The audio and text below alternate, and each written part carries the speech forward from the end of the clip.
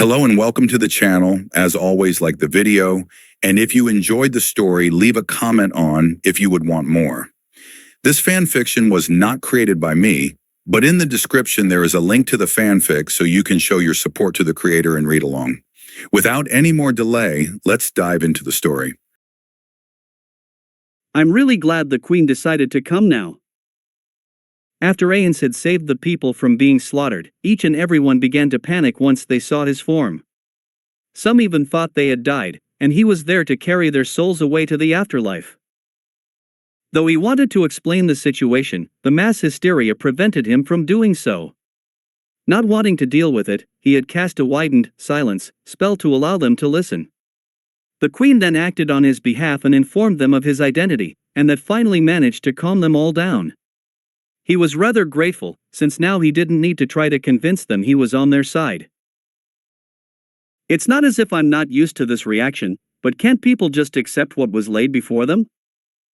Every single time he appeared before someone without prior notice, without fail, they would instantly label him as evil due to his appearance. It was beginning to grow tiresome having to explain himself every time he wanted to conduct business. Well, whatever, the end result is the same. Excuse me, Draudalandano, but how should we deal with the wounded soldiers? My spell should have wiped out any immediate threats, and right now they would merely be a hindrance for what I am going to do. Ah, you mean that you don't want them to get caught in your spell? I understand, Your Majesty. Everyone, His Majesty the Sorcerer King is going to handle the battle from here on out. Please gather everyone in the center of town so you aren't in range of the battle. The reason Ainz had said this was it would be a hassle to kill everyone if they were still spread out if and when he sided with the Beastmen. Though Draudalan had gotten his motives wrong, there was no need to correct her. The soldiers merely nodded with tears in their eyes, and ran to inform the others of the new orders. They must have been so accepting because they had come here prepared to die, but now that hope was dangling before them, they would grab onto it and never let go. Now then, Draudalandano, let us begin with our... As Ainz was about to begin his appraisal, one of his rings gave him a notification that he had almost forgotten was a possibility lately. A scrying spell? The seventh seat of the Black Scripture. After the massacre that was the war between the Empire and the Kingdom, she had become so distraught with what she had seen, she locked herself away for a few days just to process it all. Even now the horrific images still linger in her mind. Those things trampling people underfoot, without a shred of mercy. It would be enough to make anyone sick, especially one who knew they one day have to face such a monster. She was not especially strong. One of the weakest among the Black Scripture, in fact. But her placement was not for power, but utility. Reconnaissance spells were essential in information gathering. Though not many could obtain such magic, the ones that did were known to be extremely valued. That's why when she had been traumatized by what she had seen, she could not simply pack her bags and say, I quit. She still had a job to do, and though the fear still lingered, she would do it for the sake of humanity. That was, until she was told she would need to view Ainz's old gown again. So adamant was her refusal that she almost had to be taken away for how she had acted in front of the cardinals. However, in the end she could not refuse. And that was what she hated the most. Intel from their spies in the Sorcerer Kingdom said that he had left the city and was heading off to an unknown place. Therefore she was needed so they could get a leg up on his plans. It's okay, it's not going to be like last time. Her hand was practically trembling as she prepared to cast her spell. Though she was a rather strong-willed woman, she would run away screaming if she was told to face that being. Even the thought of viewing him was almost too much to bear. Just get this over with. Realm Sight. With clenched eyes, she cast her spell of the 6th tier, which would allow one to observe an individual for as long as one's mana allowed. She would not normally be able to cast such a legendary spell, but with the items left behind by their gods, it was possible. She slowly peeled open her eyes, afraid of what she might see, but whatever she was imagining was still not as surprising as what lay before her. Nothing. A blank, empty void. The spell had obviously been cast, that much was obvious. But where she should be viewing Ainz old gown's location was pure blackness. How is this possible? The only time this happened was back when. As a memory suddenly surfaced of when a similar thing had occurred, the screen finally showed a change. A series of symbols, no, letters, appeared before her and formed a note to her. Attention! Detecting the use of the 6th tier spell, Realm Sight, upon Ainz old gown. Anti-divination countermeasures have been activated, and will now engage. Releasing attached spell, Widen Magic, Explosion. That should be enough to make them behave. Though he held off that one time with the sunlight scripture, this time he wouldn't be so forgiving.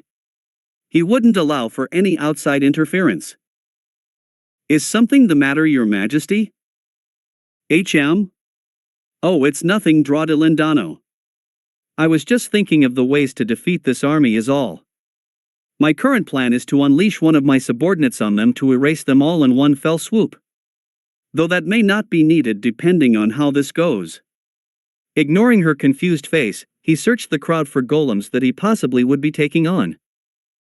It didn't take long to find them, as they were in fact walking towards Ainz as they speak. It was almost at the gate in fact. Well then, now there is no need to find them. Mass fly.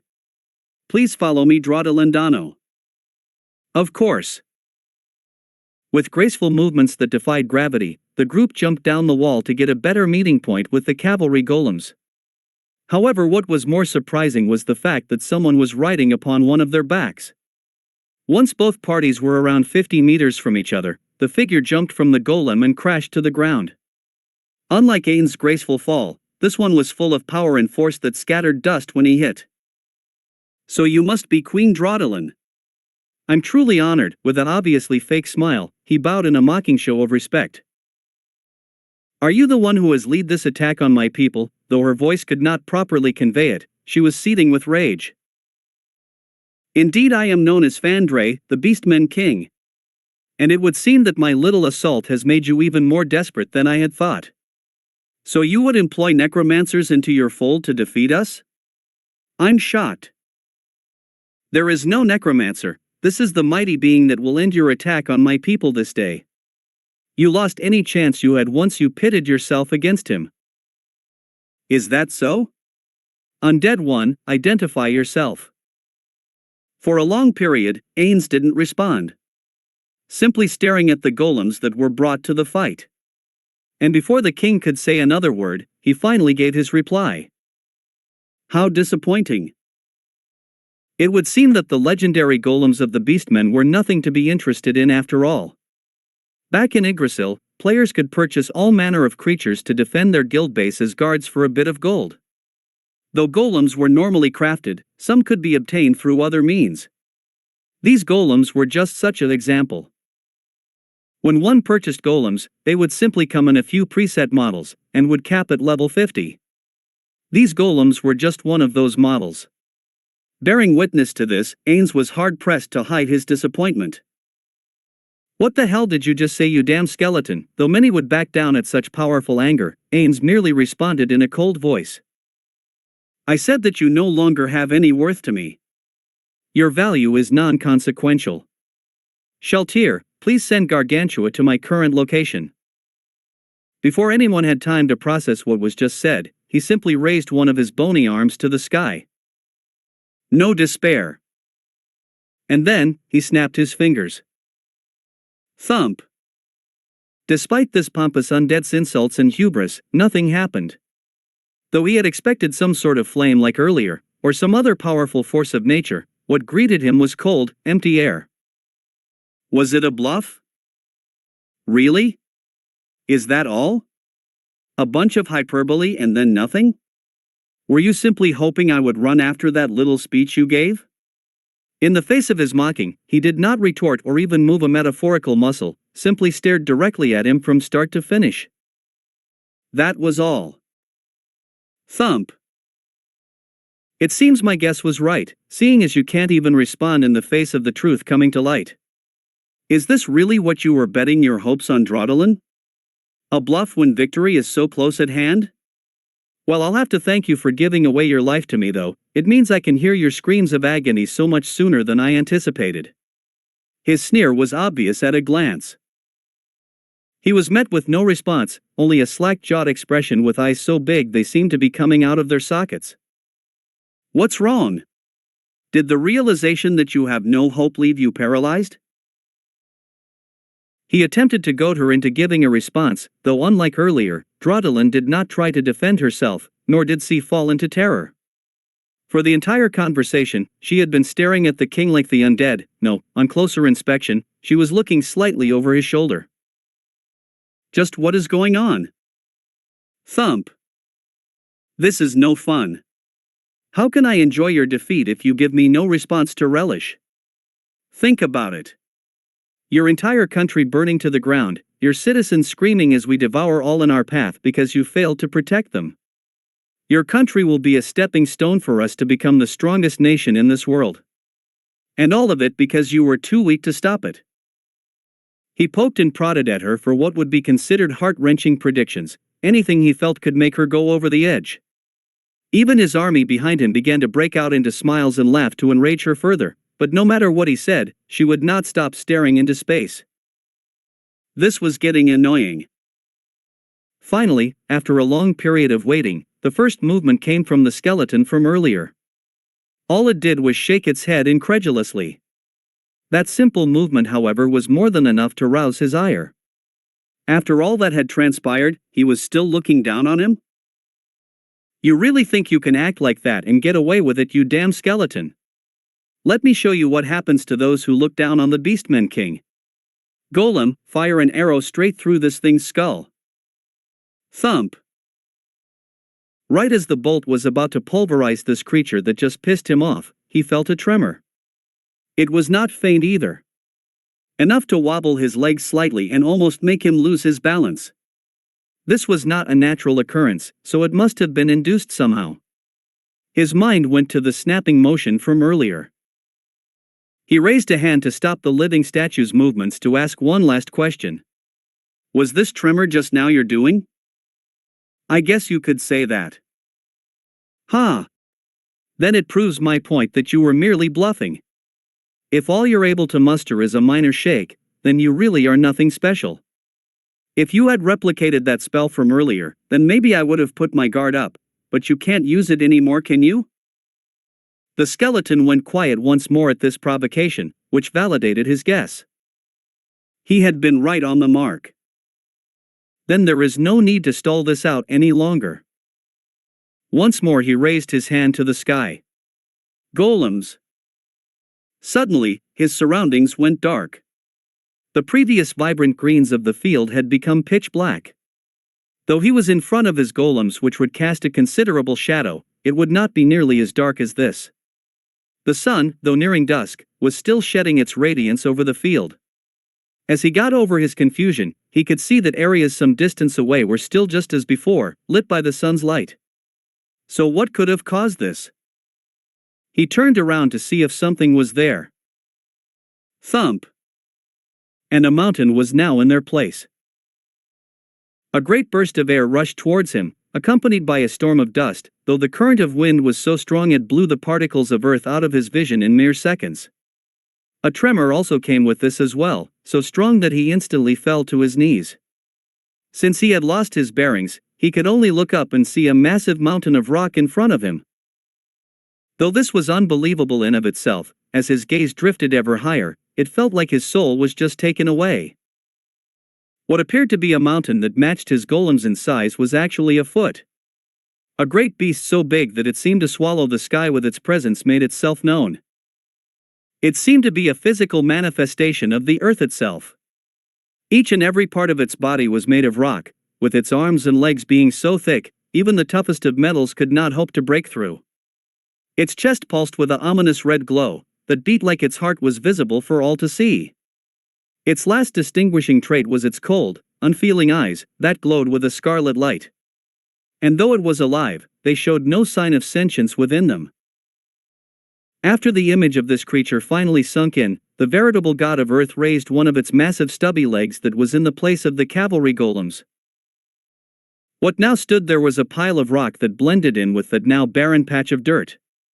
Whether it was originally a golem of country-shaking power, or the stone within the earth, it no longer mattered.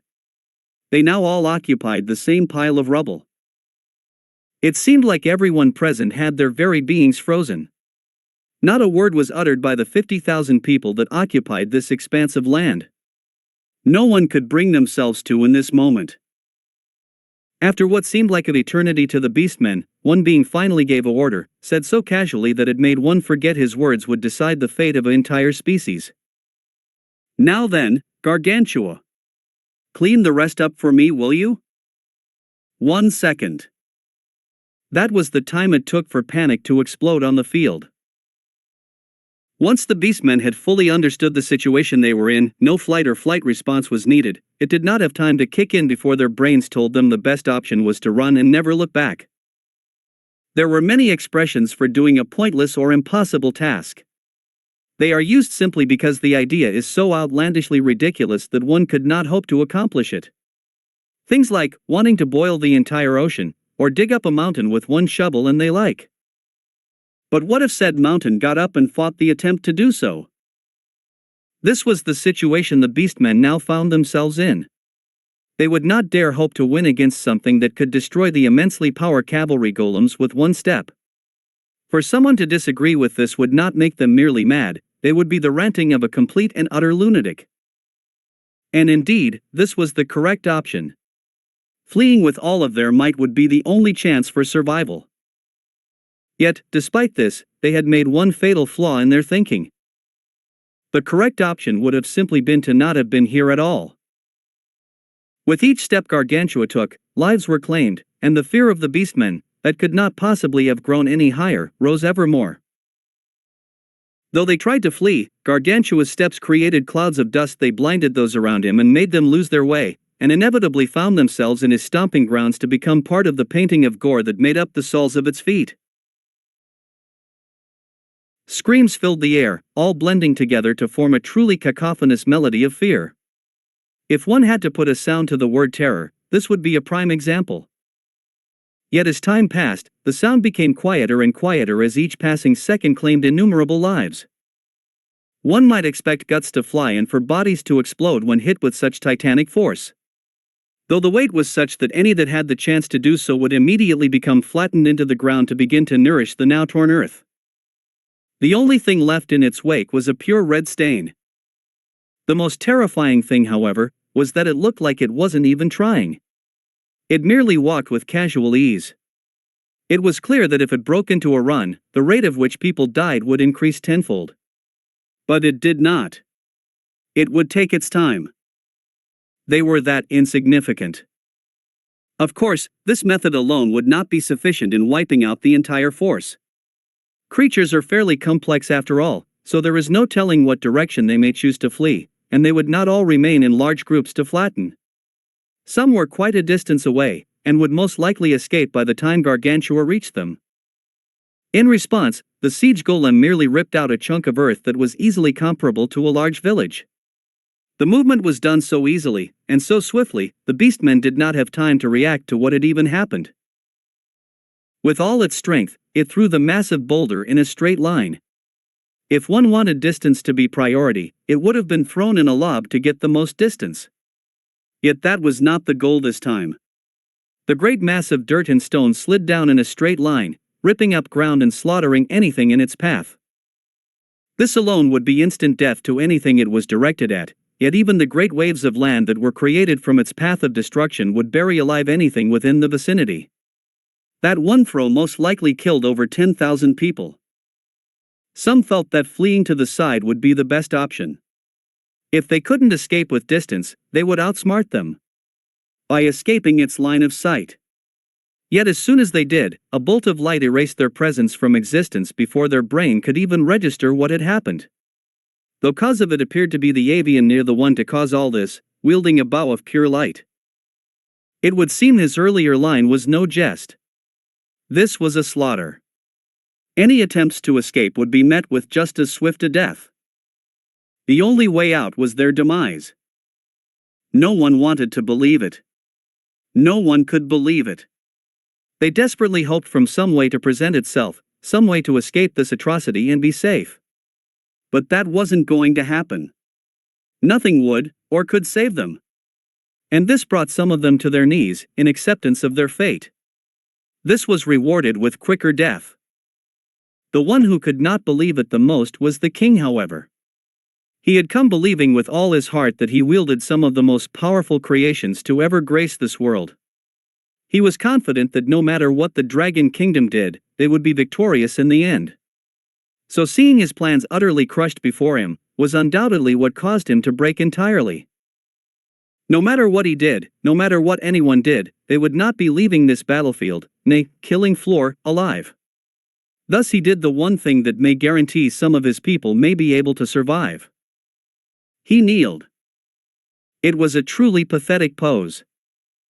This position was utterly disgraceful for one who prided himself at being the strongest of his race, but in these circumstances, who could blame him? He did not care about his stature, he would plaster his head to the ground and beg with all his might to be spared. Please. Just let us go. We won't attack again, just let us leave here. This wailing came from the depths of his soul. And not a word of it was false. If attacking meant going against this unstoppable being, then he would rather hide away at the deepest depths of the world and never leave. Despite his cry, almost on the brink of tears, the cold unfeeling face did not move of that undead did not budge. He simply responded in a matter-of-fact tone, "I'm not the one you should be begging." He understood what he was implying, and immediately prostrated himself before the queen of the Dragon Nation. His eyes pleading with her to stop this like a dog. His pride meant nothing. Only survival remained. "I beg you, let us leave here in peace." Once more did his gut-wrenching cry come forth, yet in the face of this, her face did not move. Simply remaining with a cold dead stare. Even if the undead had no face to speak of, it still carried more emotion than hers at the moment. After a brief stare down she gave her reply. "You have slaughtered my people, relished their cries of agony, and torment us with their deaths, and you have the gall to ask for mercy?" Though the monotone voice carried no power within it, to him, it felt it possessed the strength of an overlord. It seemed hard to imagine that such a cute voice could say such a thing without mercy, but her childlike voice had no warmth within it. "It seems to have been decided then. Maximize magic, reality / W." As he attempted to make one last claim, his vision suddenly split into two. It was as if the world itself had become separated, and had been bisected right down the middle. Then came the darkness that swallowed the flame of his life. "Your Majesty, I cannot properly express my gratitude for all you have done for my country this day. I am forever in your debt." With the beastmen's scourge taken care of, Draudelin was able to return to the castle on the same day as her departure via a teleport spell. The members of her court were unable to hide their shock at how soon it had been. Though they had heard rumors of the Sorcerer King's incredible strength, they had expected this matter to be resolved in a week, or a few days at the earliest. So hearing the entire ordeal lasted all but a few minutes was too much for most of them to bear. Though the initial response to hearing this was panic and wondering if they could trust such someone who could slaughter on such a scale, Draudelin quashed the dissent for him, as someone who saved her kingdom from total collapse was someone who she would trust. If he really was going to attack, then he would have done so. Not to mention, she cared little for the arguments of how he could kill without batting an eye. If she was suddenly given his power to do with as she wished, more than likely she would have done far worse than he did. Debts must be repaid after all. Though once the feeling of worry faded away, it was replaced with the joy of knowing their kingdom was finally free of the scourge who had plagued it for so long. It was only natural that she would give her gratitude to the being who had given her such peace. "Please, Draudelin Dano, you need not worry with debts. This was merely a trade that would benefit us both, so nothing needs to be repaid for this except by honoring your side of the deal. While I feel what we are giving you pales in comparison to what you have given us, I will abide by your terms and speak of whatever your Majesty wishes." But before that, could I have your aides leave the room? What we will be speaking of is something not meant for the ears of others, so I would only like for the four of us to occupy this room. The info Ainz wanted could quite possibly delve into some very risky topics for commoners to eavesdrop on, such as the origin of the gods and greed kings. Thus, he could not allow anyone other than her to know this. It would be quite problematic if his identity was revealed to the masses. "I'm sorry, but..." "That's fine." Though her follower had given quite the wide-eyed look in response to this, he could only bow his head in silence. Not only because it was a declaration his queen had made, but it would be impossible for one to speak against the wishes of one who had rescued their country from ruination. So he could only hold his tongue. Though the rest of her court gave her worried looks as they left, they had no choice but to listen. Once they had all exited the room, Ainz retrieved a small item from within his robe and tossed it into the air, which caused the space around him to ripple, as if a pebble was thrown into a pond. "That item is just something that prevents sound from escaping. Though I doubt we can be heard, because of the delicacy of these matters, I can't take any risk. A rabbit's ear may be able to listen in on this." That seems a bit extreme for mere precaution, doesn't it? Really? I for one see this as par for the course when it comes to exchanging information. Ainz could not even understand this utter lack of caution from her. Back in Yggdrasil, one would not even think of saying anything with even an iota of info without making sure the area around them was safe and free of any who may listen in. Divination magic of this level should be rather basic, so even someone with some talent in this world could learn it. That's right, Momonga-san, you can never be too careful. Glad to see your instincts haven't deteriorated here. Anyone with an inkling of common sense would want to protect their secrets, right?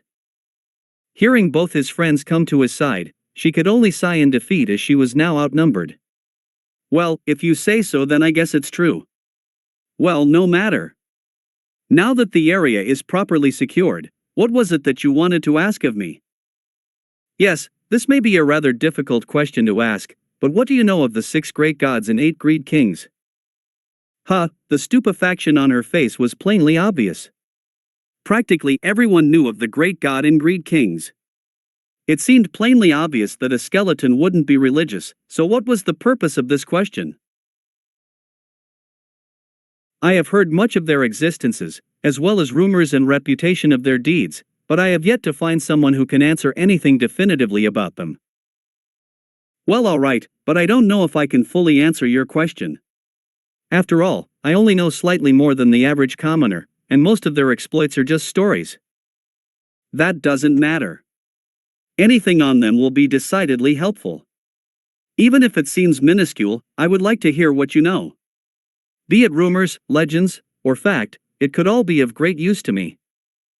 To many people in this world, magic of Ainz level was completely unbelievable. So much of what they may have accomplished in the past may have been deemed too ridiculous, then passed along as stories. Therefore, if he was able to connect the dots, then maybe they would find the next step to helping touch me. Very well. While starting with the 6 great gods, that descended upon our world over 600 years ago. Humanity was on the brink of extinction when they appeared due to them being completely outmatched when it came to fighting prowess compared to other beings. With their power, they erased all in their path for the good of humanity. Due to this overwhelming disparity in strength, humanity was able to start anew, and worship around them began at this time. How exactly did they appear? Was there a ritual of some kind? That, Your Majesty, is an answer that nobody in this world knows. One day they simply descended upon our world, and that was that. Though this was not the answer he wanted to hear, he was not disappointing. He had not expected anyone who had not been at the event themselves to answer this question. This world didn't even know the word Yggdrasil for all he knew, so he would just have to work harder for that info. I see. Then please continue. Very well. Over time, humanity was able to come out of hiding and form settlements that eventually gave rise to new nations that sprung up all over the world. Though humans were weak, with the protection of the gods, they soon became the most numerous species on the continent. However, even the gods were not immune to the passing of time. And soon enough, they had passed away, leaving only the god of death, Saranisha, to carry out their stead. Though there were people who feared him due to him being an undead, they still abided by his rule, as he was still a god who would save them in their time of need. A feeling I'm sure you know. She finished that last remark with a smirk, which drew chuckles from his friends.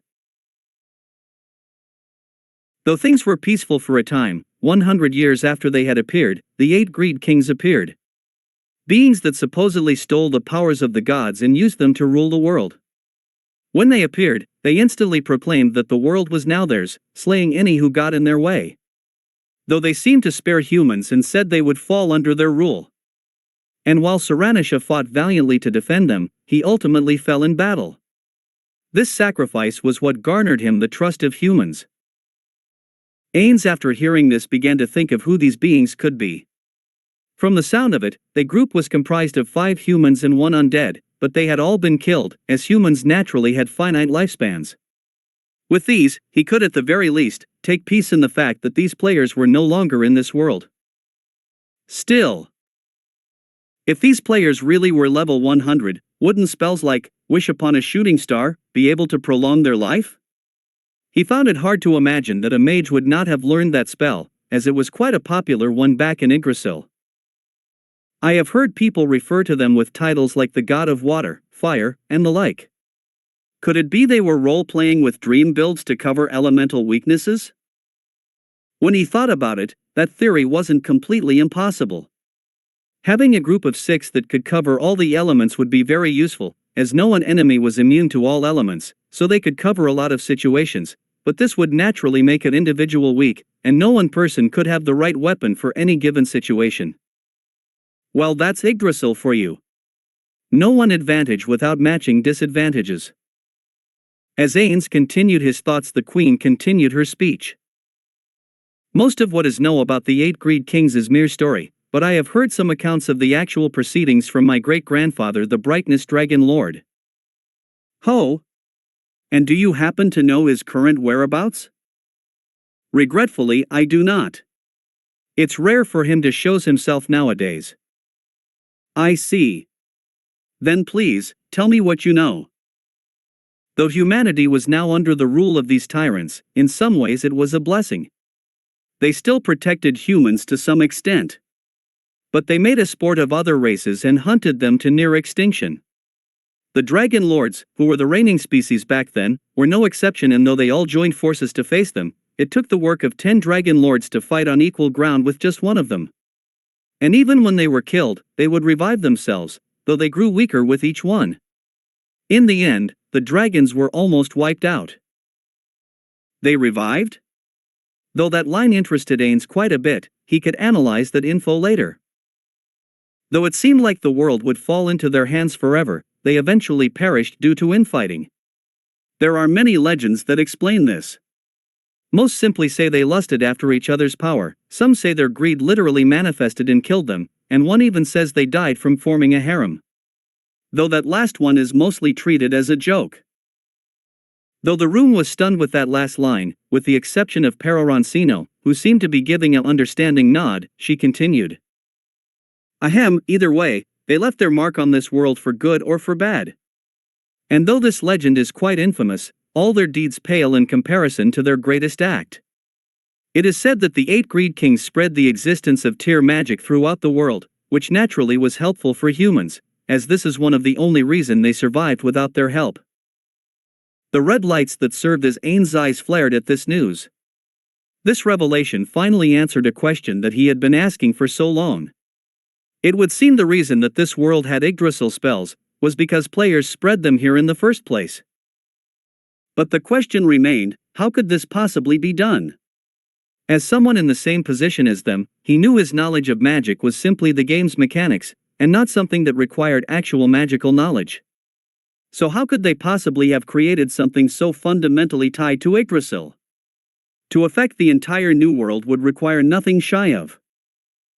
Suddenly, his eyes dimmed to tiny points of light, as the name of the item in question quietly passed through his lips. 5 elements overcoming. His companions' faces shifted after hearing this, but who could blame them? As one of the 20, it possessed unrivaled power, and was said to be able to change the magic system of Yggdrasil. If it was brought into this world, then such power may be able to allow the inhabitants to use the abilities of tier magic. However, this also brought a fear that Ainz had worried about. It would be one thing if the item simply disappeared after use. But what if it instead was transported to another location in the world? How would they fare if another person found such a treasure? I may have to make searching unknown areas higher priority. Is something wrong, Your Majesty? No, it's nothing. You were saying that tier magic was created by them, correct? Indeed. It became extremely popular due to its ease of access, that the ancient wild magic of the past became obsolete in its use, and those fell into obscurity. Wild magic? I don't believe I have heard of such a thing before. What is it? Before the existence of tier spells, the only magic that existed in the world was wild magic, or the magic of the dragons. Though only they could use it, it was quite potent, and it is said that it can accomplish things that even tier magic could not do. And does it require MP like other magic? If Ainz could possibly allow some of Nazaryk's inhabitants to gain this for themselves, it would greatly increase their power. Unfortunately, no. Wild magic and tier magic are diametrically opposed to each other. One cannot learn tier magic if they know wild magic, vice versa. Wild magic is said to be derived from the soul, and that is where its power stems from. That is to say, life force. Though I may be able to use wild magic, as I share the bloodline of the Dragon Lords, it requires human sacrifices to be able to use. The only thing I can use it for on my own is changing my appearance. You can cast wild magic? May I ask what kinds of spells it can cast?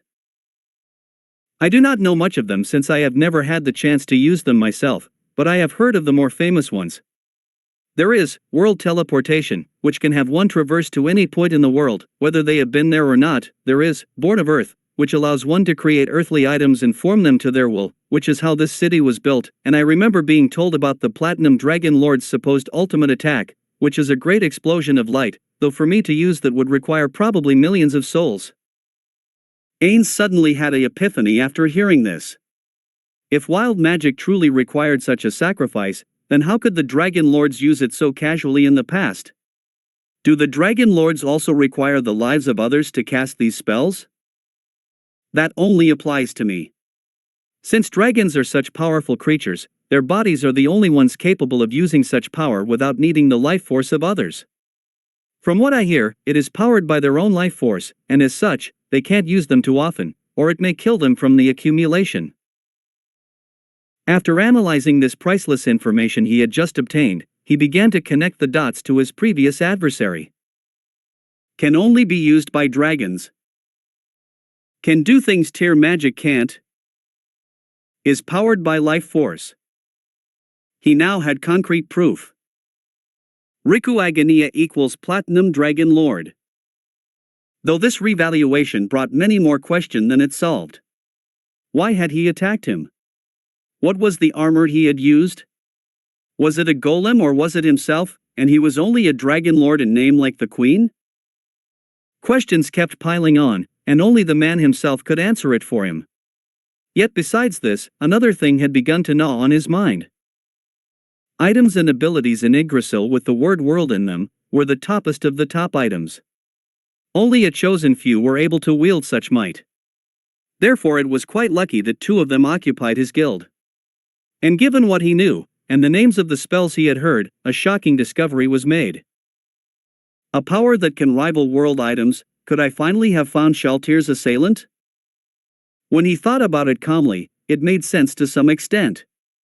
If he could use divination magic that could not be detected through normal means, then that meant he may have witnessed the battle with Shaltir, and that meant he knew they were connected, so attacking him would now have a clear motive. Though nothing was set in stone, he now had a very likely candidate, which gave rise to both hatred towards him, and joy that his revenge may now finally be able to take place. While he wouldn't attack unless he knew for sure, this was not something to simply brush off. Lost in his own thoughts, he forgot the presentation was still ongoing.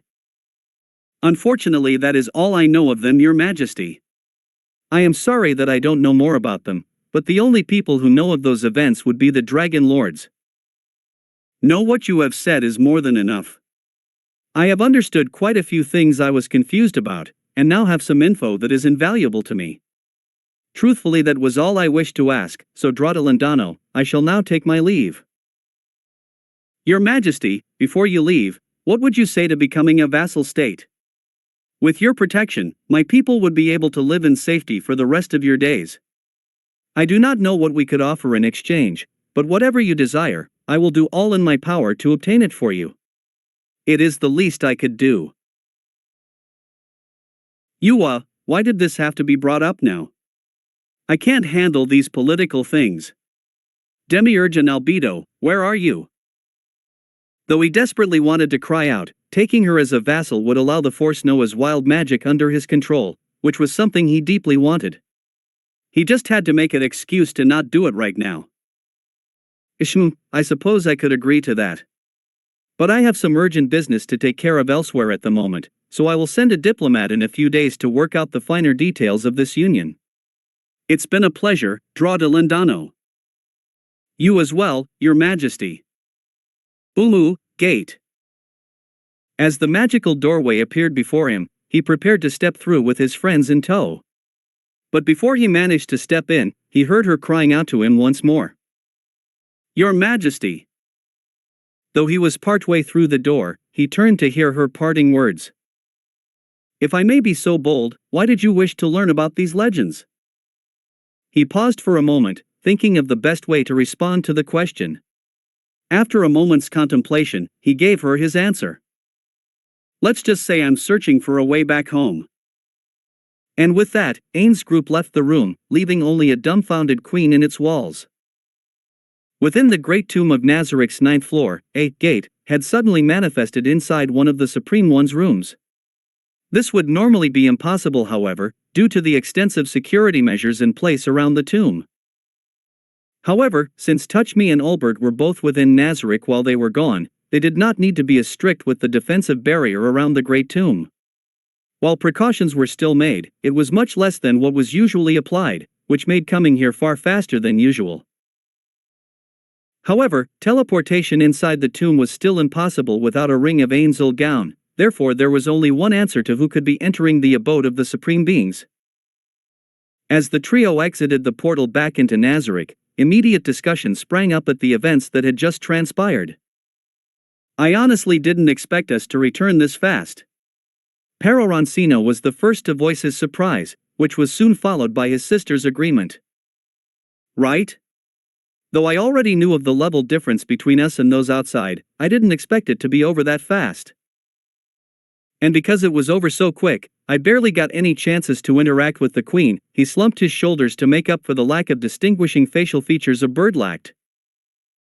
Yeah, real shame. Anyhow, do we think that the information we revived could be used to help Touch-san in any way?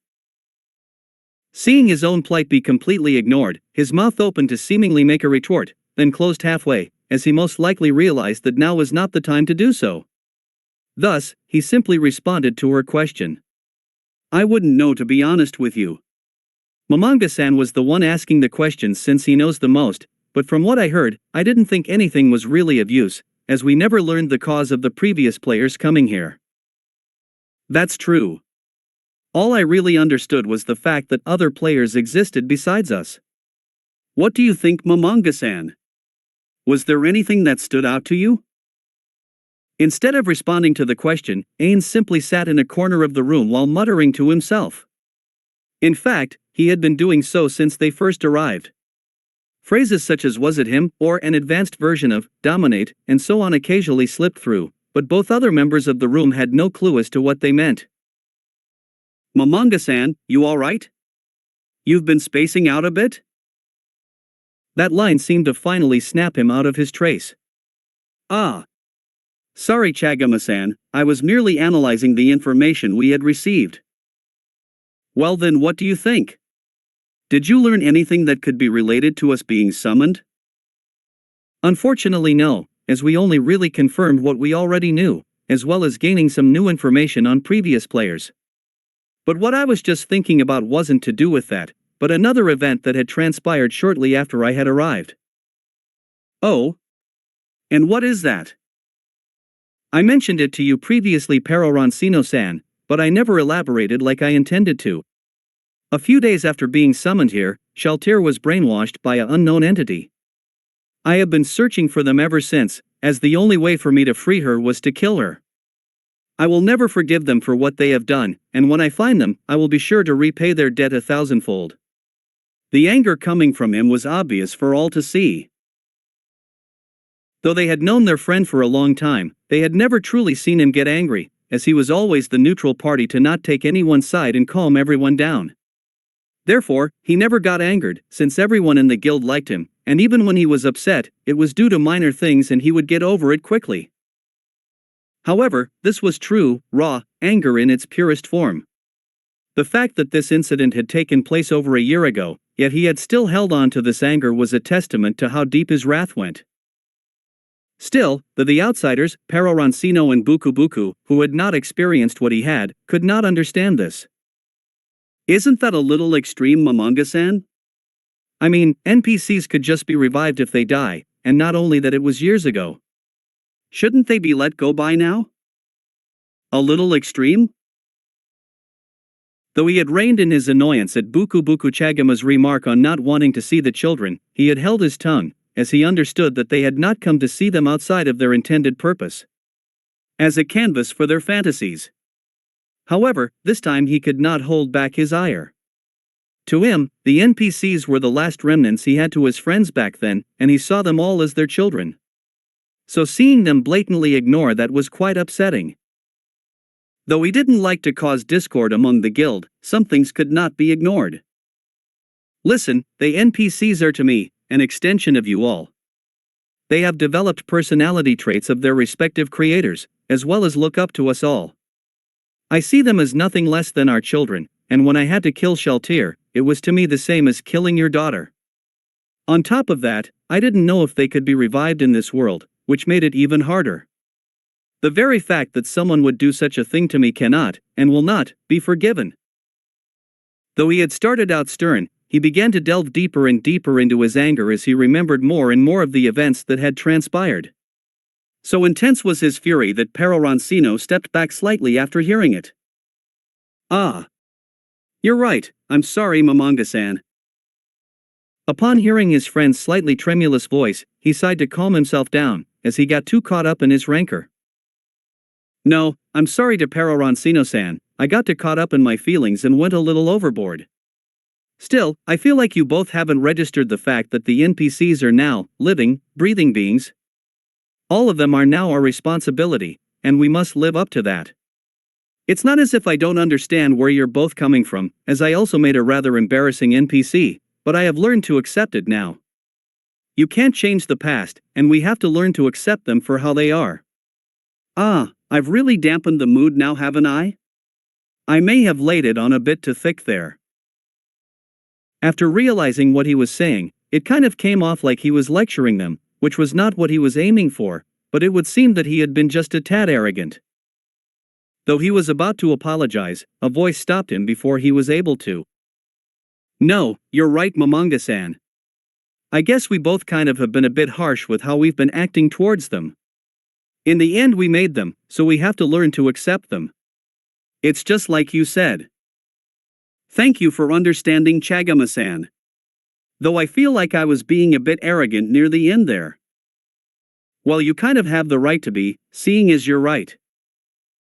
Well, I don't, Sai, let's stop with this dreary topic and get back on track about Shaltir's mind control, why don't we? Ainz was beginning to feel as if he was taking the high road too much for his liking, so he wanted to stray away from the conversation and get back to their original topic. Right. Actually, Mamanga-san, how is Shaltir mind controlled in the first place? Aren't the undead immune to that status? Well, you see, actually, I feel like we should discuss this with the rest of the guild, since it is rather important. Why don't you message Touch-san and Albert-san and ask them to meet us in the meeting room? Sure thing. Since we all have rings of Ainz gown, we can just teleport there, so just go on ahead, we'll meet you in like 5 minutes. Alright then, I will see you then. With that, Ainz' form seemed to converge in on itself as it became smaller and smaller until it was a black sphere that vanished to the wind, signifying that he had left. Alright, let's start this guild meeting by saying that we have successfully saved the Dragon Kingdom.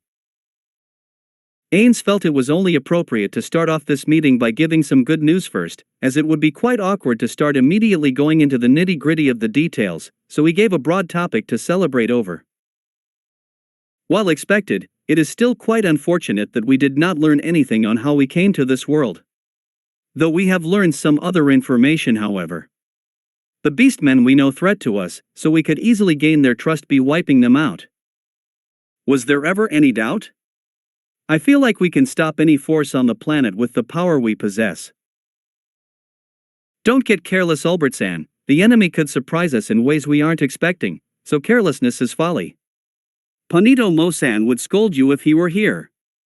Touch Me had given that advice since he was known to be cautious. Even in Yggdrasil, his dungeon raids often were quite boring since they focused on scouting and primarily slowly traversing before doing anything. Not that anyone complained, however, as in the end, it was effective. That's right, Touch-san. In fact, that very reason is why I called all of you here. Though I only told Peroroncino-san and Chagama-san, when I first arrived here in the New World, I had sent some of the Guardians out for information gathering. However, Shaltir had encountered an unknown enemy and wound up mind-controlled. When I first found her, I attempted to use the super tear spell, Wish Upon a Shooting Star, but the wish was rejected. The only reason for that to happen is if a world item was at play. The room immediately took a serious tone. World-class items were the ultimate in power. All of Nazarick could fall to just one if it was a sufficiently powerful one. So if the enemy possessed one, it was extremely troublesome for them. No, that would be understating it. It had the potential of being completely disastrous for all of Nazarick. What world item could it possibly be? I don't remember any that could do such a thing except for some of the 20, but wasting them on a mere mind control is completely foolish. Remember Peroroncino-san, only 50 of Yggdrasil's 200 world items were found by the end of the game. It's entirely possible a guild or group of players found one and never said anything. I can certainly see the appeal of such a maneuver. After all, we never revealed the Throne of Kings, did we? It brings too much attention on oneself, especially if they were low in numbers. That's true. So we're up against a world-class item with completely unknown effects. Damn, we really drew the short straw, huh? Actually, with our recent adventure in the Dragon Kingdom, that may not be the case. Looks of confusion were born on everyone in the room at this comment. How could a world item not be in play? Haven't we already narrowed it down to that fact? Unfortunately no, during the war with the kingdom, I was attacked by a warrior named Riku Agania, who I have recently confirmed his identity to be the Platinum Dragon Lord of the Council State. During that fight, he used a myriad of abilities that I had never seen, which could only be accomplished by a world item. However, with the information we have learned in the Dragon Kingdom, that may not actually be the case. Everyone in the room was on the edge of their seat, waiting to hear the revelation their guild master had made. From what Queen Draudelin has told me, there exists a power unique to this world known as wild magic, that supposedly can do things that tier magic cannot. After analyzing everything she knew, it is now plainly obvious that the abilities he was using were wild magic spells. So we're not up against an opponent wielding a world item, but an opponent who can use world items as his skills essentially? Isn't that even worse for us? This would naturally be the train of thought most people would take when hearing this. If it was an item granting them power, then all one needed to do was take it away. But if the opponent was using the abilities on his own, they would have to fight it one-on-one.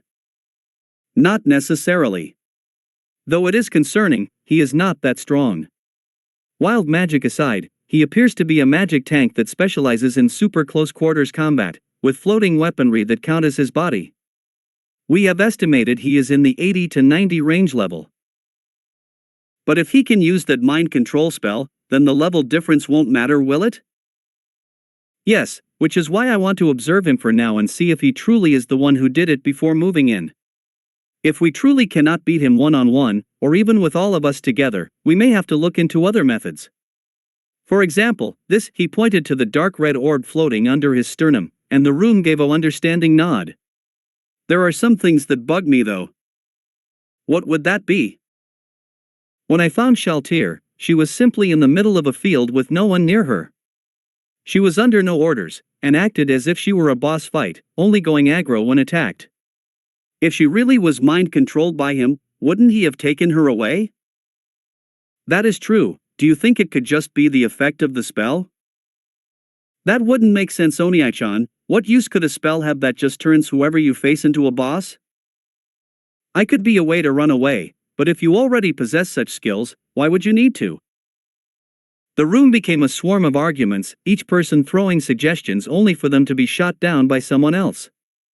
It seemed like nothing made sense about it the more they argued. Ugh, no matter how many questions are solved, more and more just appear. What happened that day? Maybe it wasn't him at all?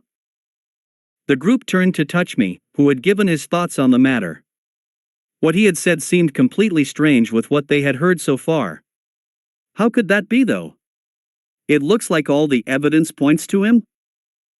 Well, if every theory we come up with doesn't seem plausible, then maybe it just wasn't him at all, and just another third party with a world item? That would be the worst case scenario. Not only would they be facing an opponent whose abilities could rival world-class items, but another being who actually did have a world-class item, and fighting two different beings on that level was very, very bad. That could be the case, but if it is, we are in some serious trouble. I would honestly prefer if it was wild magic at this point. I personally feel like we still have too little information. We should send over a diplomat to the country in order to scout out the power of the Platinum Dragon Lord, then make a move depending on what we find. I was thinking about doing that very thing as well, Albert-san. You're right. Trying to guess at the enemy's plans when we don't know who said enemy is will just end up being a futile endeavor. Let us stop here for today and pick back up on it when we know more. Works for me. Sounds good. Got it. With the group seemingly coming to an understanding, Ainz stood up from his chair and announced the meeting's end. Well, now that that's settled, what should we do while we wait? Well, I was thinking of. Suddenly, a knock at the large double doors interrupted their train of thought. Acting off of pure instinct, Peroroncino responded with a "come in." As the door opened, two dark elves entered the room with smiles on both of their faces. They appeared to be a boy and a girl, though which was quite hard to tell. Buku Buku Chagama-sama.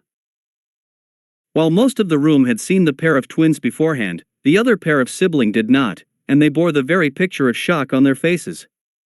It was one thing to hear about it and another entirely to see it firsthand. The two approached the pile of slime they knew as their creator, and wore such beaming smiles that it would surely tug on the heartstrings of anyone who saw it. You're really here. I always knew that you would return to us one day, but you're finally back. It's great to see you again, Buku Buku Chagama-sama. Why yes, it's great to finally see you two again. It was obvious from the way she was acting that she was not yet ready to talk to them yet and was still thinking of what to say in her head. Anyone in this situation would want to mentally think of what to say before their creations, though it would seem the two had trampled that tiny wish of hers and wanted to meet on their terms. The twins both sat on opposite sides of where she sat, eyeing her much like a puppy would. Their eyes were seemingly filled with expectation, but Buku Buku Chagama did not seem to know what they were expecting. I think they want you to pick them up. Ainz, who had dealt with these two beforehand, had gifted her with this life-saving answer. Even so, a problem remained. How can I do that when I'm made of slime? As one with a semi-solid body, it was very difficult to support the weight of anything that exceeded a certain amount. That was simple logic.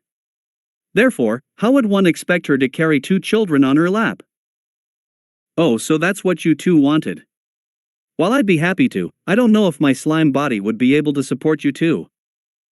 You used to do so back when you were still around, right?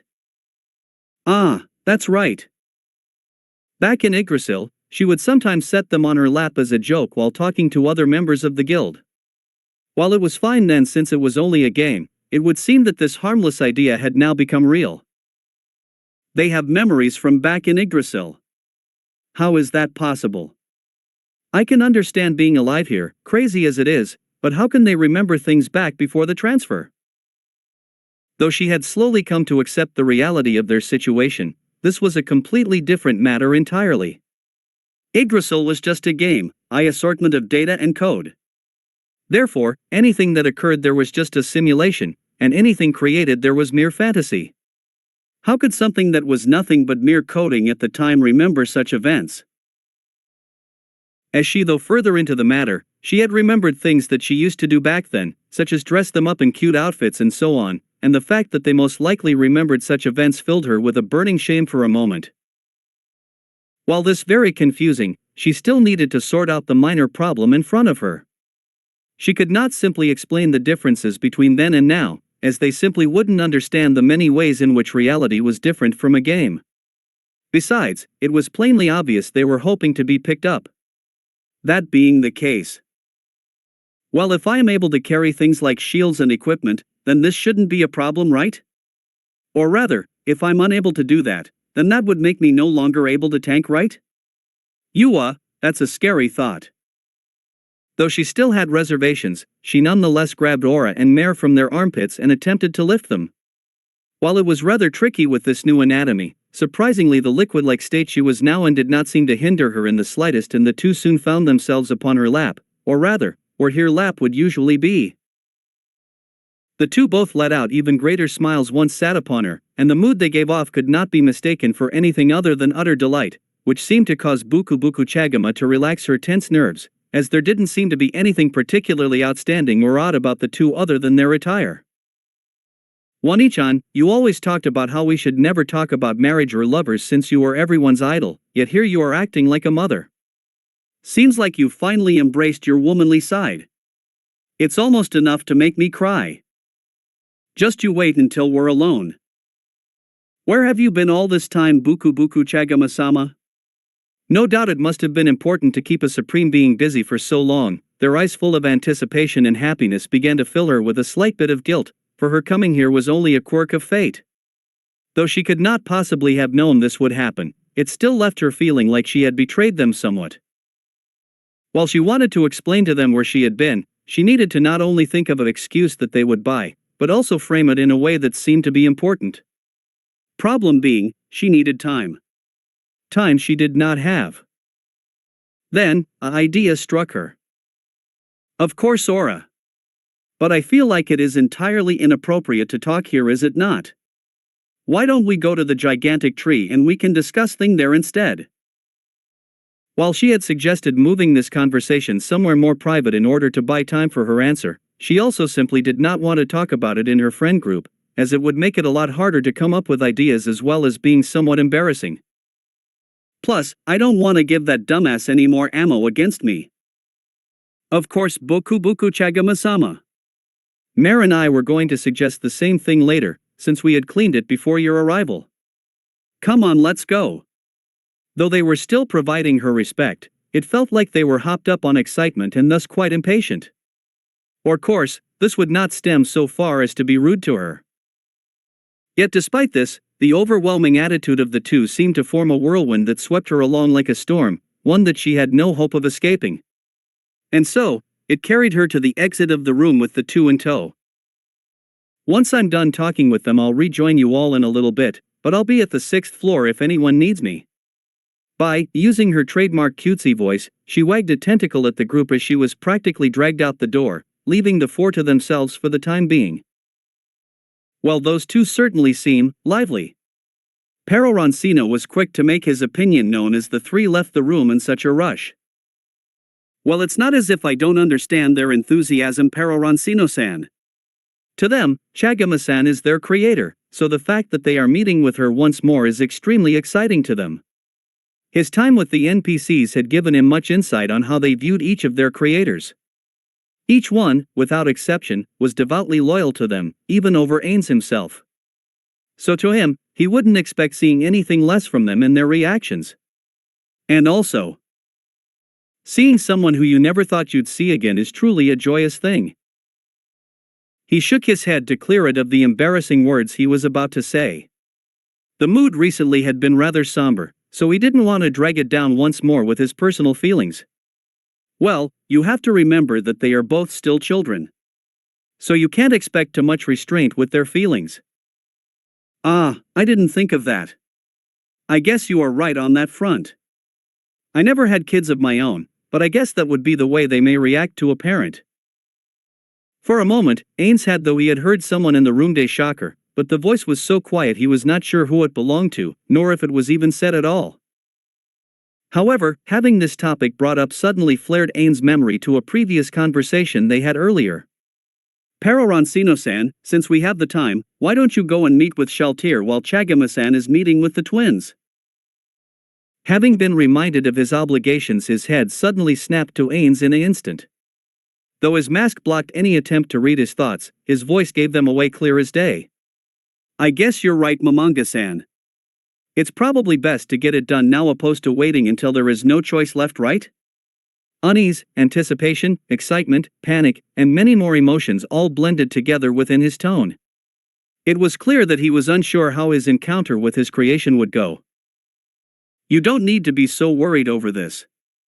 I'm sure you'll find that you and her are much more alike than you think. The NPCs take after their creators after all, so I'm certain that even if you think your lore will have made her out to be an unsavory sort, she will pleasantly surprise you. It's not as if she just thinks about such things all the time. She has her own personality, you know? That said, it's hard to tell what Pero Roncino added himself and what she inherited from him. Well, if you say so, Momanga-san, then I guess it must be true. Then I'll be on my way to the 3rd floor. Wish me luck. With noticeably more cheerfulness in his tone, he made his way out in the same fashion as before, though with noticeably less energy than the previous exit. Though it was unlikely that anything could match up to it anyway. With both siblings now having their own task to complete, only Ainz, Albert, and Touch Me were left within the room, leaving them they to discuss their findings and future plans in further depth. The scent of wood and pine was immediately apparent as Buku Buku Chagama stepped forth into the home of the twins. When she had designed their home, she almost solely out of wood and similar natural materials, so it would give the feeling of living in nature.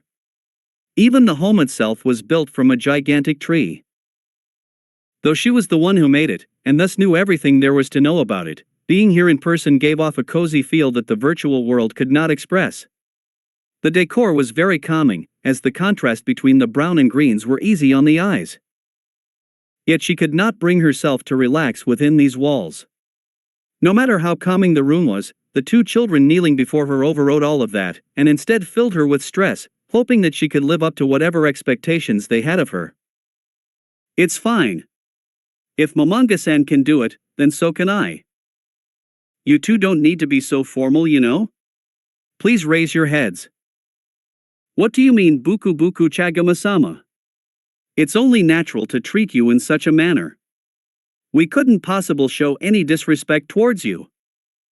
That's right. I wouldn't want to offend you in any way. I'll try my best to live up to whatever your expectations are for me. That's all well and good, but you don't need to constantly be cowed out at my feet to show that, no? It makes it hard to talk when you both are in such a position. Why don't we just talk from opposite sides of the table over there? She had pointed to a small oak table in the center of the living room which housed 2 couches on either side of it. It would be a perfect area to conduct a dialogue with the 2 of them at the same time, since the furniture had been practically made for that purpose. That's far too kind. I couldn't possibly sit there. That would imply that we are the equal of the Supreme Ones. We wouldn't dare. The panic from the suggestion caused Mare's usual quiet voice to unconsciously raise in volume. She honestly had not expected such a fierce reaction, since this was a normal method to take when talking.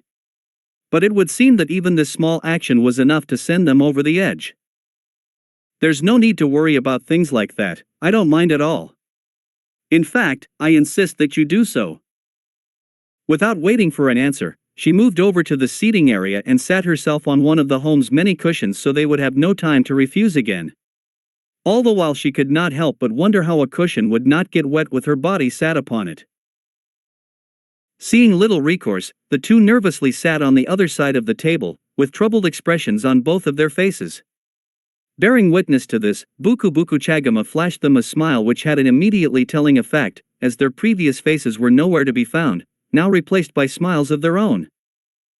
Well, I feel I should be the one to start this off by saying I'm sorry that I had left you for such a long time. Even if Momanga-san was here with you, I didn't want the two of you to feel abandoned by me. Though she was not aware of the facts, she felt she owed them an apology for leaving them for so long after hearing Momanga's words. Please don't apologize, Buku Buku Chagama-sama. We understand the Supreme Ones must have important tasks that are far beyond our comprehension. That's right. I know you're busy giving life to others, Buku Buku Chagama-sama, so we wouldn't dare ask you to apologize for leaving to focus on that. Huh? The sound she made was one of utter stupefaction. Where had such a misunderstanding sprung from? What do you mean by that, Mare? Ah. Well, Shaltir told me that you work as something called a Siyu, and you impart your voice into other beings, therefore you would give another being a soul through sound. Is that not right? It would seem that her actual job had been glorified to a divine level in the minds of the siblings. Though she could not say they were completely off the mark, as it was the voice actress's skill that made a character come to life, actually giving them a soul was another matter entirely. Of course, that dumbass would probably agree with him with how many waifus he has. I wouldn't be surprised if he said they really were real. Though I hope he hasn't sunk that far. However, just like earlier, she had to roll with the current situation, since there was no way they would understand the real-life equivalent of her job. No, you were right, Mare, I was just shocked that you knew. I would like to ask a question of my own actually. What do the two of you think of Momanga-san? There was no particular reason for the question, she just wanted to keep the conversation going with whatever topics she could think of. Plus, she was kind of curious on their thoughts on the person who had been with them the longest. At first, I thought he would be really scary, but he's actually super nice. He's always looking out for us and makes sure that we are protected even though we should be the ones protecting him. Yeah. Plus he always praises me whenever I do a good job, and will always ask how we're doing. He's probably one of the nicest of the supreme beings. Ah. Oh, of course you will always be the nicest, Buku Buku Chagama-sama. No, that's good to hear. Momanga-san truly is a kind person, isn't he? Even back in Yggdrasil, he was always the mediator of the group, keeping tensions low, and always looking out for everyone there. It was no surprise he would carry on the same attitude here as well. MHM. But like Mare said, you will always be Kinder Buku Buku Chagama-sama. I remember how you used to dress both of us up in different outfits when you were still around.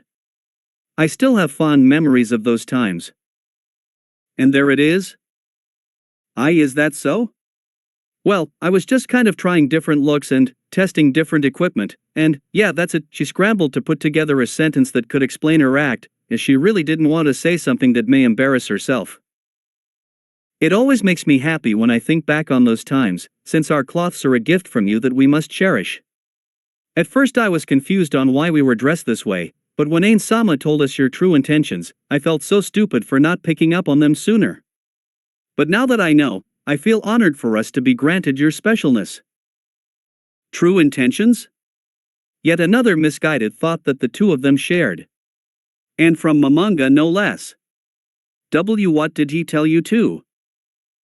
We had both come to him when he was thinking of laws to enact for on the Sorcerer Kingdom, and suggested that girls should wear boys' clothing and boys should wear girls' clothing. After all, it was your decision, so it must be correct. Aura finished this declaration with a smile directed at her creator. If she could sweat, there would undoubtedly be a pool below her right now. But then Ainz-sama told us that you had granted us alone this specialness, so how could we go around giving it to people we didn't know? I'm sorry I didn't know of your wishes before, but now that I do, I promise I'll always cherish this privilege you have given us. Momanga-san, you have just saved my life. Though the panic she had felt was now gone, she felt it being replaced by something else. The longer that she talked with the two of them, the more they seemed just like regular kids. Really, the only difference was the way they were dressed, but now that she no longer felt the guilt of forcing it onto them, she could honestly accept the way they looked now, since she had made them to be her kink. Since they were okay with it, now she could enjoy their adorable looks in peace. However, seeing their smiles of pure joy from being able to speak with their creator filled her a new source of guilt. I guess Momanga-san was right to get annoyed with me for avoiding them. They really are nothing more than children who just happened to cross-dress. Now that she knew this fact, she would not make the same mistake again. She would give them both the attention that desired and deserved. She owed it to them as their creator. Still, didn't Momanga-san say they took some of their personality traits from us? I haven't really seen anything that screams me. Oh, and Buku Buku Chagama-san, can I ask another question? Go ahead. After being with Shaltir during one of our missions, I can't help but feel like she's my useless younger sister. Do you feel that way too? In that moment, she could understand Aura's feelings deep within her soul. Yes, Aura. Yes, I do, though I wouldn't say sister in this case. The stone halls of the catacombs echoed with the sound of faint footsteps resonating within its heart. Their pace was neither quick nor slow, which gave the impression that the person was familiar with the layout and was not an intruder fleeing for their life. Deep within the second floor of the great underground tomb of Nazarick, lay the personal chambers of the number 1 floor guardian, Shaltir Bloodfallen, the Adiposer chamber. In all of Nazarick, only a select few would ever be able to approach in such a casual manner. The first of these individuals would be the room's sole owner, followed by her vampire concubines. Though the mistress's playthings would not be able to leave the room without her permission, nor could one enter without her presence. And Shaltir would likely teleport inside when she was not accomplishing her duties as a floor guardian. The next group of people would be one of the other guardians, or their subordinates. The likelihood of this was also fairly low, as if any of them were visiting Shaltir, they would have sent a message to inform her of their arrival. Their minions were also not efficient at delivering messages swiftly, and oftentimes had other tasks, such as defending their domiciles, or acting as their bodyguards. This left one final group. One which needed no explanation as to why they were coming. The rest of the denizens would merely drop what they were doing and bend to whatever their whims may be. Beings which even surpassed the term God. Indeed. For they were the 41 supreme beings. The creators of Nazarick as a whole. And as fate would have it, the one currently making his way to the locations was the creator of both it, and the one who resided within. The winged king of explosive strikes, Pararancino. Though we put a lot of detail into the Great Tomb, it would seem that there wasn't really much creativity with this section. Well, you can't really do much for a tomb other than placing undead everywhere. Though one was likely to find the influence of the Great Tomb's creators everywhere one looked, the catacombs was the most devoid of such things. That wasn't to say such things were not present, locations such as the Black Capsule and Underground Chapel. However, these were nothing, if not lacking in creativity. Though the main reason for this was the catacombs took up a rather large portion of the tomb's budget for building, so things were kept to a minimum with how much they were changed.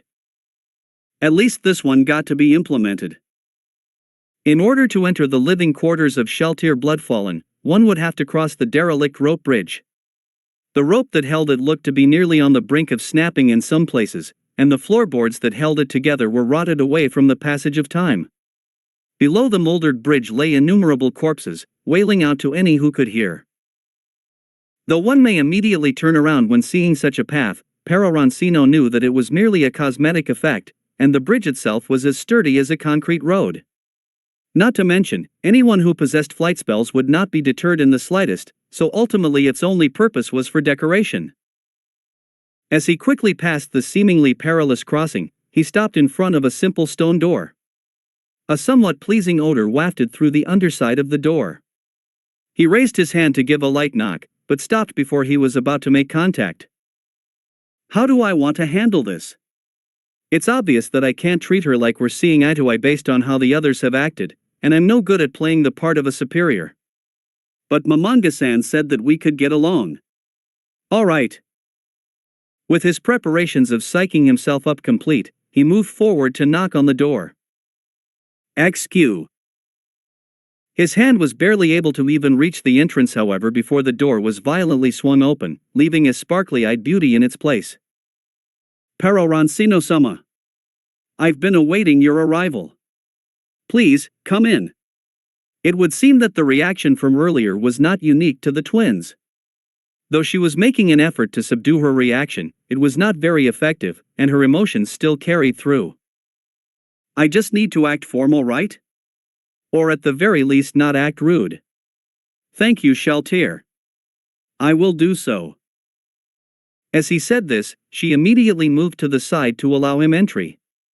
It would seem that she was waiting for him to pass through before doing anything, though it was common etiquette to hold open a door. He was not used to this treatment, as such practices had practically died out on Earth, since people did not have the time to spare most of the time. As he stepped through, the scent from earlier became noticeably stronger, and a very thick musk permeated the room. Since he created the room, he was well aware of what it was. In Yggdrasil, it was a type of poison that was listed as an aphrodisiac. Any entity within it would suffer from confusion until it was exited or cleared in some way. Of course, Shaltir, as one of the undead, was immune to such status effects. While Peroroncino was not naturally immune, he had a magic item that would prevent him from being even slightly turned on. He knew this because he had triple-checked himself to make sure it was equipped before he left. It would be very bad if he fell under its control now, as the effects were most likely changed to their original purpose. The room was just as he remembered it. It was designed to be a very traditional room for a girl, with gauzy pink veils near the ceiling and antique furniture. Though probing any further would expose the room's rather questionable secrets. Please have a seat, Peroroncino-sama. A chair was moved away from the table, with Shaltir beckoning him to sit.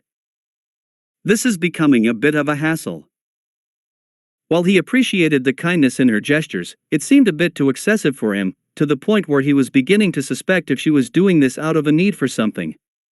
Of course, it was just something he needed to bear with, and it was still far from annoying.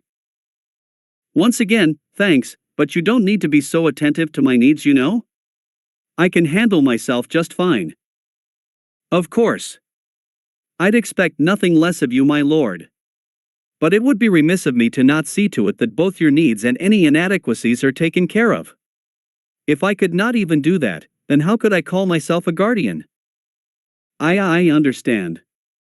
He could not bring himself to fight back against the stalwart defense that was her emotions, thus he had to just accept his defeat and allow her to do so. The warmth from seeing her smiling face by spending time with her creator could not be faked, however, which managed to soothe his somewhat anxious feelings. Ah. If you would rather sit upon me instead, I would be more than happy to oblige. Ainz-sama did the same a while ago, and it was the most glorious of rewards. Do you wish to do the same? However, what was just said blew away whatever measure of calm he had managed to gain. So Mamanga-san, it seems you have finally come over to the dark side. No, I'm fine. How about you just sit across from me on the other seat? Very well. She elegantly, yet excitedly moved over across the table, and placed herself parallel Peroroncino. Though he was expecting her to lead off with a question about him, she simply sat there, smiling as like always. This is awkward. Say something. His inward plea went unnoticed, which meant he had to start off the conversation himself. How has your work in Nazarick been so far? Since he rarely engaged in conversations himself, his people skills were rather low outside of the guild. Many guildmates had lamented to him about moments where they could only ask boring questions to keep a conversation going, like, crazy weather, right, or other similarly inane topics. He could now understand them deep within his soul, as that was essentially what he had just done. Could I have said anything more generic if I tried? I thought you might ask that, Peroroncino-sama. I am doing completely fine in my duties as a guardian. I have been entrusted with many duties outside of defending the first 3 floors, such as controlling the gate system, as well as leading the frost dragons. After all my efforts and tribulations for Ainz-sama, I feel as though I have finally scrubbed away the stink of failure that once clouded my body.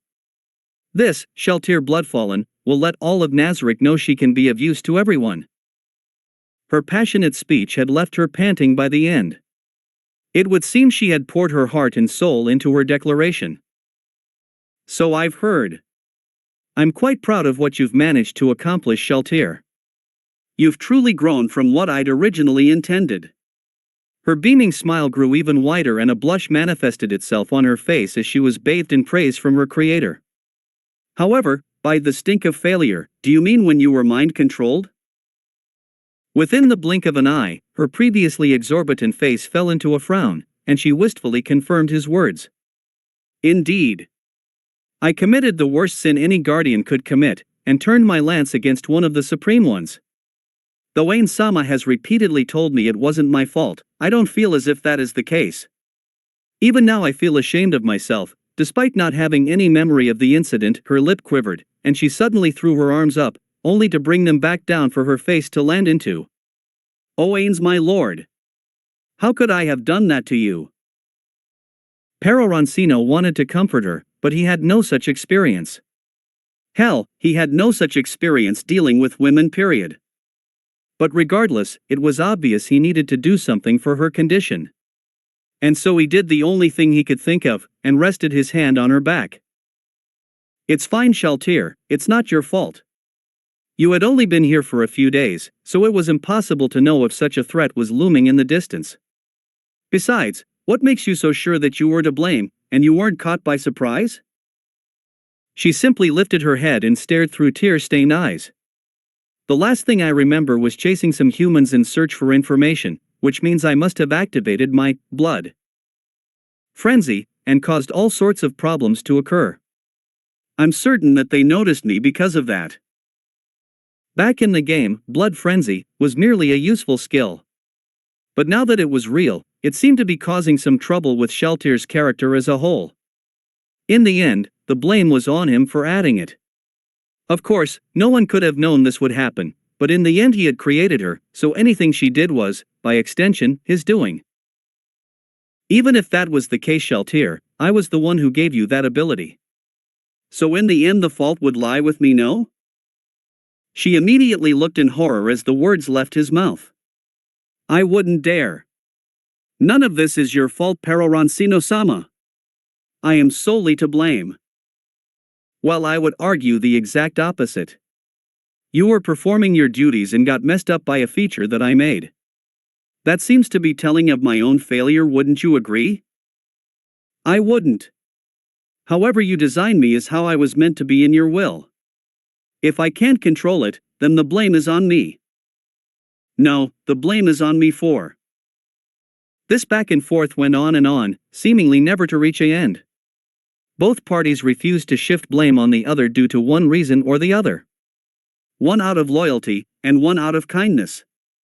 And after several minutes had passed of their incessant bantering, a solution was proposed.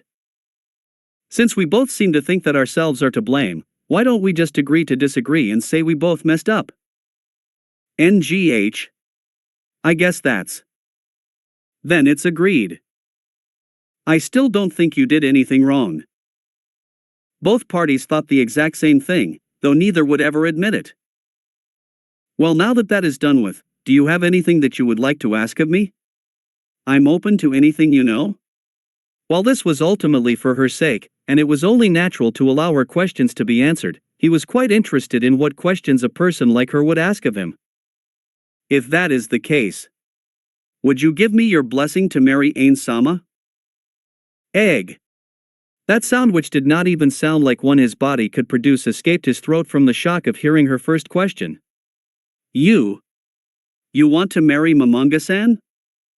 Indeed. For he is the personification of beauty. His pure white frame exudes majesty, and he is everything I am looking for in a man. Undead, yet not rotting, kind, but not afraid to get rough, and is one of the only people whom I can never rule over. Could one ask for a more perfect spouse? I see. And is Momonga-sama fine with this? While he himself would have immediately agreed to be with such an enchanting beauty, his friend's opinion was a different matter entirely. If he was not okay with it, then he wouldn't push it. I've been trying so hard for him to notice me, but he turns down all my advances. But I'm certain that one of these days I'll steal him away from Albedo. So that's how it is. It would seem that she was simply in the process of trying to get with him, but nothing had actually happened yet. Though he needed his friend's opinion on the matter first. Well, I can't say anything until I hear his opinion, but if he is okay with him, then I'll gladly do so. With that being said, is there anything else you want to ask? Though he was beginning to grow attached to Sheltir throughout their conversation, he would have no qualms with letting her be with Mamanga if both wanted it. Hell, he'd do the same in his place. Though he might not share the same taste as me. Though this may be a rather selfish request, may I ask for one thing, my lord? Of course. Could you increase my breast size? Once again the sound of utter confusion rang forth. He simply turned his gaze downward in a non-lustful way for once, and asked her a question of his own. Aren't you already satisfied with what you have?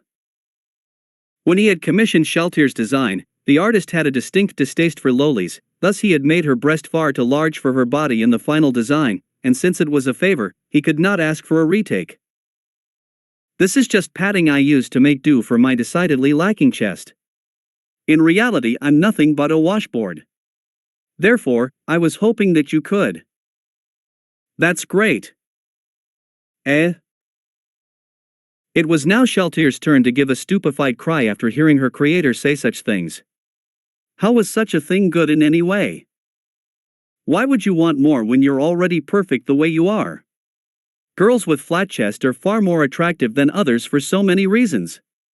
They have a maternal energy, so they have a very motherly feel to them, they tend to look more professional in outfits, and in general look adorable, which only enhances their cuteness. In other words, flat is justice. This speech could be considered his signature catchphrase, as his true personality escaped from within him. Is that really true? Of course. Anyone who cannot see such an obvious truth is simply blinded by their foolishness.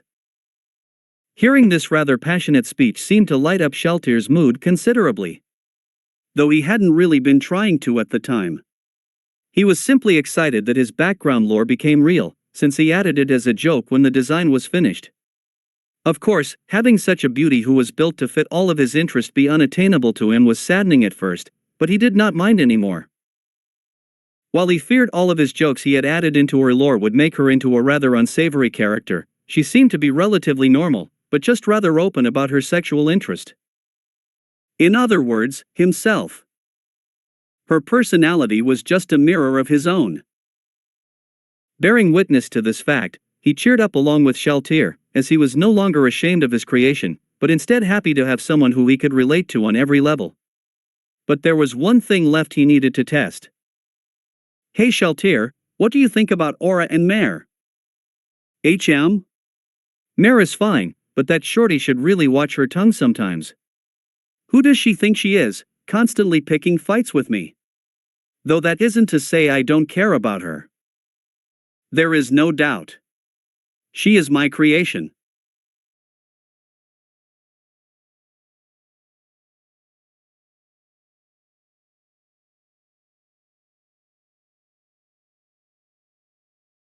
That's it for today.